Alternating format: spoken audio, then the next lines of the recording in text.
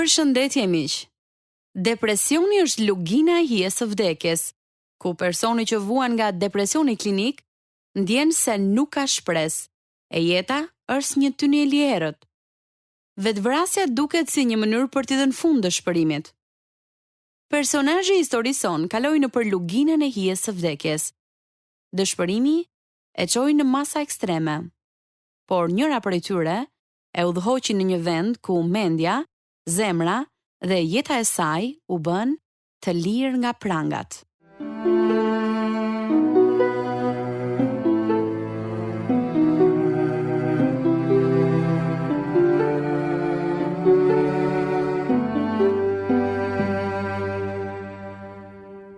Të lirë nga prangat, radiodrama më e gjatë në histori, ju sjell historitë vërteta njerëzore, dramatizuar dhe prodhuar në Chicago nga Pacific Garden Mission dhe sjell në Shqip nga Radio 7. Të pastrehët janë padyshim ata që asnjëri nuk i do në këtë botë. Përveç faktit që nuk kanë shtëpi, për ta është e pamundur të ndryshojnë situatën e tyre të mjerueshme. Kjo është arsyeja pse Pacific Garden Mission është quajtur edhe feneri i vjetër që prej vitit 1877, sepse i ka ardhur në çdo kohë në ndihmë të humburve. Sot për transmetim në gjuhën shqipe programi numër 16 në serin Të lirë nga prangat, program që ju bën të përballeni me veten dhe të mendoni.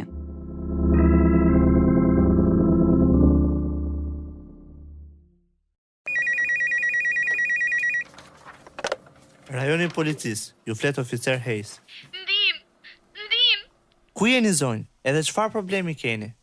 Jam në shtëpi. Ata do të më vrasin, unë nuk mund të bëj asgjë. Ata janë shumë. A jeni në rrezik zonjë?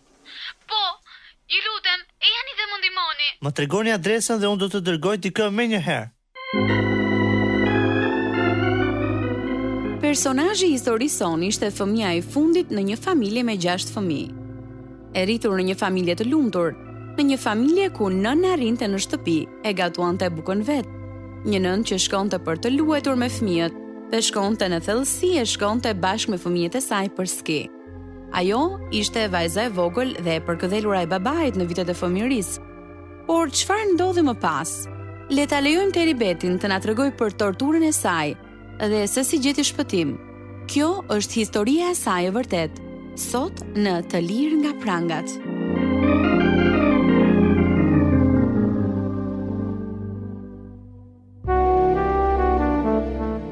Unë linda në vitin 1951 dhe u rrita në një fshat të West Palm Beach, Florida. Babai punonte në ndërtim. Gjyshja ime jetonte shumë pranesh. Pra, familja jonë ishte shumë e lidhur. Nuk isha një fëmijë vështirë si në shtëpi ashtu dhe në shkollë. I adhuroja prindrit, motrat e vëllezërit. Ende pa mbushur 16 vjeçe, u takova me Klej në një pikë karburanti, ku vllai im i madh punonte në makinën e tij të garës. Në takimin ton të parë, shkuam buzë oqeanit.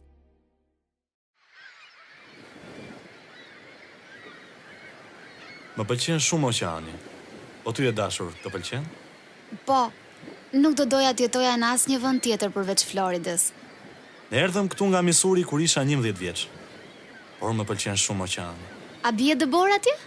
Oh, shumë. Po krokodil ka? Jo, nuk ka krokodil. Teri, më habite vërtet kur më fishkëlleve mbrëm kur ishe me vllajën dhe gruan e tij. Nuk e di se si më erdhi. Më pëlqeu shumë. Isha paksa i habitur sepse nuk të pash me të dashurin tënd. Ne u ndam. Dola me të rregullisht për një vit, por tani gjithçka ka marrë fund. Përveç kësaj, shumë prindër të miqve të mi po divorcohen. Mendoj se nuk kam më miq të mirë. Vëllai yt duket sikur shkon shumë mirë me gruan e tij. Edhe pse ai bashkë me përgjegjësin e punës sime kalon shumë kohë duke rregulluar makinën e garës së vllait tënd. Është çudi e madhe që Sheri nuk mërzitet. E po, prandaj isha me ata atë natë. Vllai im më kërkoi të vija që t'i bëja shoqëri Sherit. Hej, a shkon në kish? Jo shpesh. Pse? Do të më pëlqente shumë që të vije me mua në kish. Mirë, po vi me ty. Familja jonë nuk ishte besim të fortë. Po Klej shkonte në shërbesat e një kishe që shumë njerëz do ta konsideronin të rrem. Megjithatë, prindrit e mi mendonin se ishte e mrekullueshme. Ne dolëm për 2 vjet dhe u martuam në kishën e tij në vitin 1969. Më pas unë fillova të shkoja në shërbesa që të bëhesha antare. Vajza jon Lori lindi pas 2 vitesh. Unë dhe Klej mësuam të luanim kitar bashk dhe ishim pjesë e disa grupeve muzikore. Teri, si thua, të shkojmë të jetojmë në Missouri? Missouri? Po, më ka marrë malli shumë për familjen time që kur kemi ardhur këtu. Ti mendon se mua nuk do të më marr malli për familjen time nëse shkojmë atje? Ne kemi jetuar afër familjes tënde për një kohë të gjatë.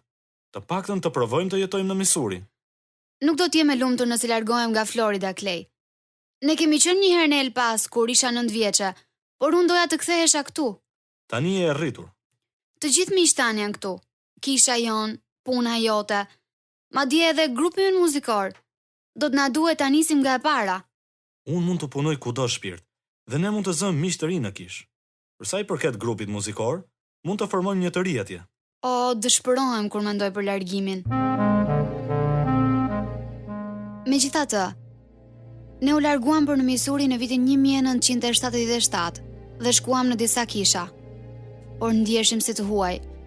Më pas, shkuam në një qytet të vogël dhe u ndjem si në shtëpinë tonë.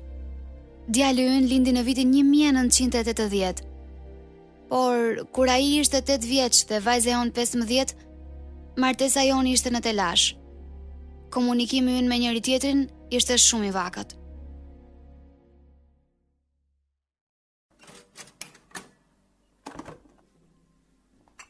Ku është Lori? Ajo fiti tek një shoqe. Po mua nuk më mori leje. Ja dhash unë lejen. Me sa duket nuk ka më rëndësi mendimi im. Klej, a duhet ta nisim ditën duke u grindur? Po ti, a duhet më trajtosh sikur unë nuk ekzistoj? Edhe unë jetoj këtu. Ajo rrezik ka qëndruar atje sepse nuk do të dëgjoj grindjet tona. Ajo nuk është e vetmja. Nëse nuk je i lumtur këtu, pse nuk e mbledh plaçkat e tua edhe shko të jetosh me mikun tënd Don? Ju të dy nuk keni nevojë për gratë. Një ditë edhe mund ta bëj këtë. Në zemrimin tim, mora një vendim të marr. Ndërsa bashkëshorti im ishte në punë, unë i mblodha të gjitha rrobat e tij dhe kur u kthye në shtëpi, shkoi të jetonte me mikun ton Don. Gruaja e cilit ishte larguar jo shumë kohë më parë. Natën e parë fjeta si shkëmb. Natën e dytë fjeta rreth 10 minuta dhe më pas ndenja zgjuar gjithë natën. Çdo natë ishte njësoj. Një mikja ime erdhi për të më takuar dhe vuri re ndryshimin tek unë. Teri, pse nuk ulesh? Që kur kam ardhur unë, ti vjen andej këndej. E po nuk jam me qetë fare. Nuk ma kishte marrë mundja kur se ndarja ime me Klejn do të ndikonte kaq shumë tek unë. Kam 5 net që nuk fle më shumë se 10 minuta. Vërtet? Edhe për të ngrënë nuk ha.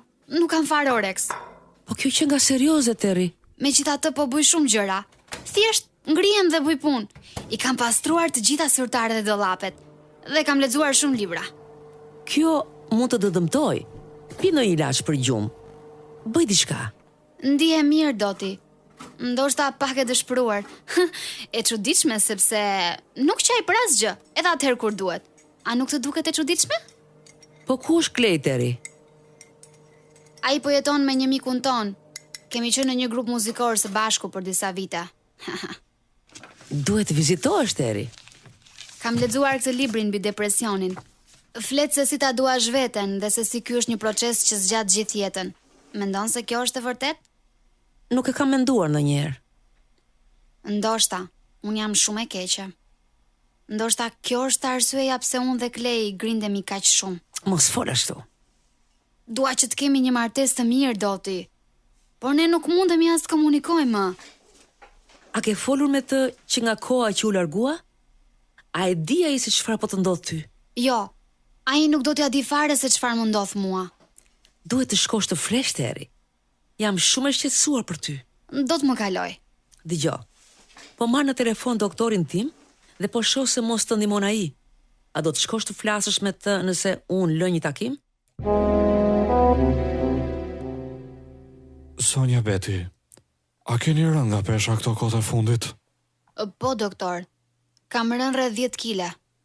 Të qova se keni patur edhe pa gjumësi. 10 minuta fle gjatë natës. Më pas nuk më zëgjumi. Mendja ku nuk më shkon, ndaj dhe ngrihem të punoj ose të lexoj. Dua të flesh. Po të jap këto ilaçet dhe dua që të shkosh në shtëpi dhe të flesh. A ke ndonjë që mund të kujteset për fëmijët e tu? Të dyja në shkollë. Atëherë merr një nga këto edhe fli gjithë ditën ose mundesh. Ilaçet nuk patën efekt tek unë. E kisha të pamundur të flija dhe nuk haja shumë. E megjithatë, kisha shumë energji dhe flisja pa fund. Ditën e 7, mikja ime telefonoi doktorin përsëri dhe ai më shtroi në spital. Pas 3 ditësh, pasi kisha bërë shumë analiza dhe akoma nuk arrija të flija, ai mori një psikiatër që më dha litium. Mora vesh se më në fund keni fjetur mbrëm, zonja Peti. Po, pas 12 ditësh pa gjumë. Litiumi duhet të ndihmojë edhe në gjëra të tjera. Shpresojmë që të lehtësojë depresionin dhe të japë Rex. Psikiatri tha se unë isha bipolar. Është ajo që ne më parë e quanin maniako-depresiv. Me sa duket kjo shpjegon burimin tim të energjisë dhe gojën e shturur. Ilaçet do të ndihmojnë. Ti mund të dalësh sot, por duhet të vazhdosh të pish ilaçet deri në fund. Bashkëshorti im u kthye në shtëpi, por marrëdhënia jonë vazhdonte të ishte e vakët. Ne luanim lojën e vënies së fajit, secili i natosur me tjetrin. Ilaçet nuk mund të zgjidhin problemet tona martesore, apo të lehtësonin depresionin tim, por të paktën më ndihmonin të flija. Unë lexoja libra për të ndihmuar veten, dhe u mundova të kisha një sjellje pozitive, dhe më pas shihesha në pasqyrë, duke parë një person shumë të shëmtuar, dhe isha shumë e ashpër me veten. Mbyllesha në banjo vetëm me thika dhe kuti me ilaçe, duke marrë kurajo për t'i dhënë fund jetës sime.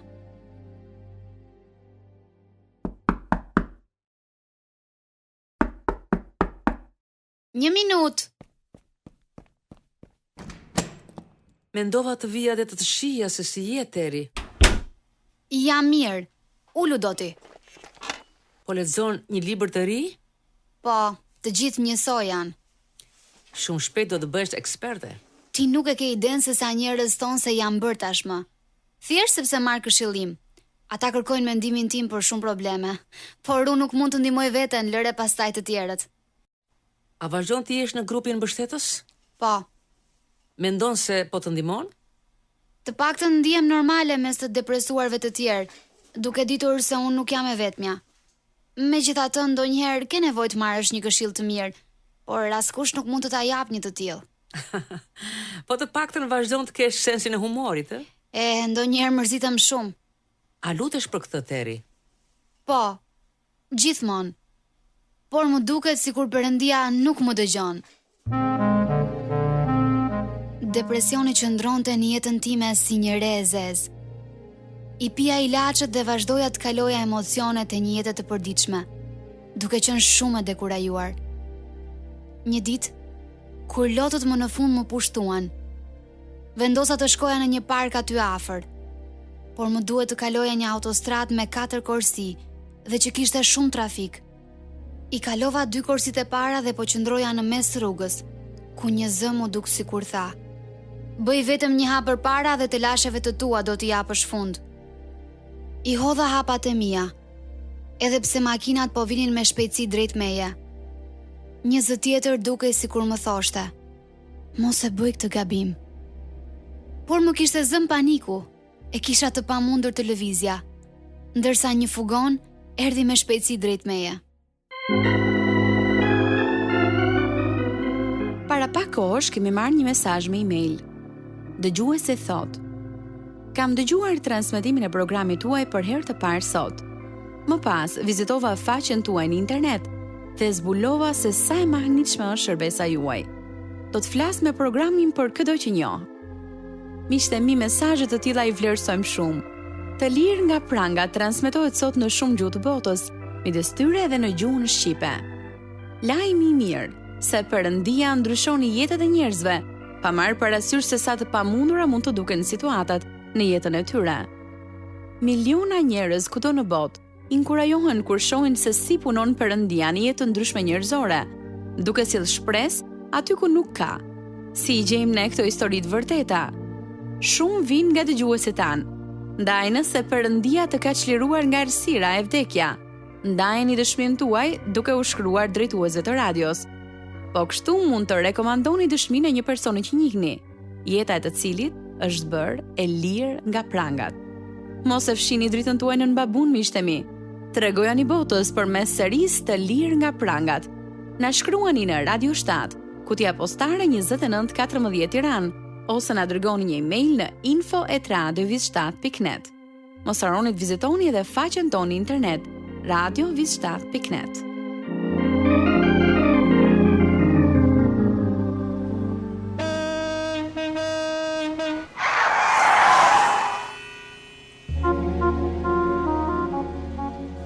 E trembur dhe duke qarë me nga shërim, pash se si fugoni më shmangu, dhe shoferin që u lëriti duke thënë fjalë që nuk mund t'i dëgjoja. Si një mumje dola në anën tjetër të rrugës në kohën kur një makinë ndaloi dhe një djalë adoleshent që ne njinim. Doli jashtë dhe erdhi drejt meje.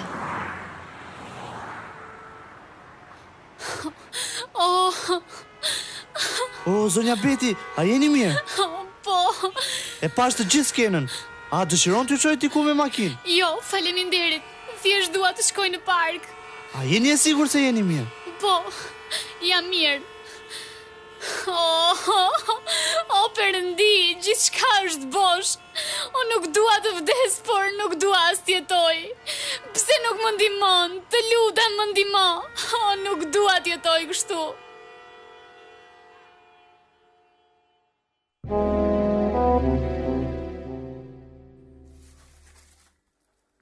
Ku ishe, Teri? Në park, Ti ke qarë? po, Çfarë ke shpirt? asgjë, gjithçka nuk e di. Do doja të ndihmoja, Teri, por nuk e di se çfarë të bëj. Askush nuk mund të më ndihmojë mua, Oklej. Pse nuk flet me dikon e kish? Ata mund të lutem për ty. Nuk ma merr mendja se ata do më ndihmonin. Përndryshe do shkoja. Unë të thash një sugjerim. Ti bëj që të duash tani. Diçka më mbante larg kishës që të kërkoja ndihmë. Mendimet vetvrasëse vazhduan të bombardonin mendjen time. Por herën tjetër që u ndjeva e mbi ngarkuar, telefonova urgjencën dhe ushtrova në spitalin psikiatrik. Ndenja atje 7 ditë. Jeta vazhdoi dhe vajza jonë u martua. Disa vite më vonë erdhi një shpërthim tjetër. Vlla im në Florida u diagnostikua me kancer në mëlçi.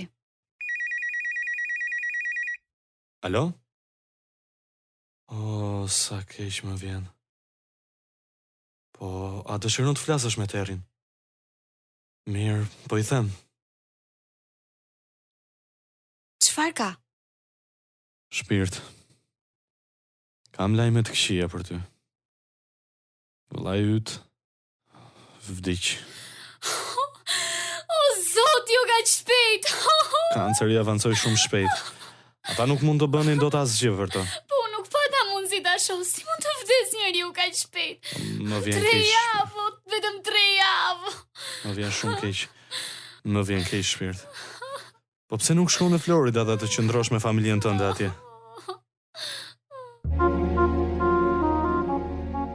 Kur isha në Florida për funeralin e vëllait tim, familja ime duhej të përballej me një tjetër vdekje tragjike, që për mua ishte e papërballueshme.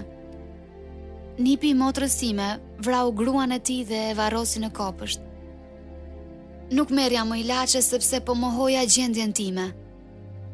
Kur u ktheva në Missouri, luajta menç dhe mendoja se të gjithë më ishin vënë pas. Kjo ishte koha kur unë fillova të telefonoja policin. Nën, duhet të kërkosh ndihmë. Më le rahat, Lori.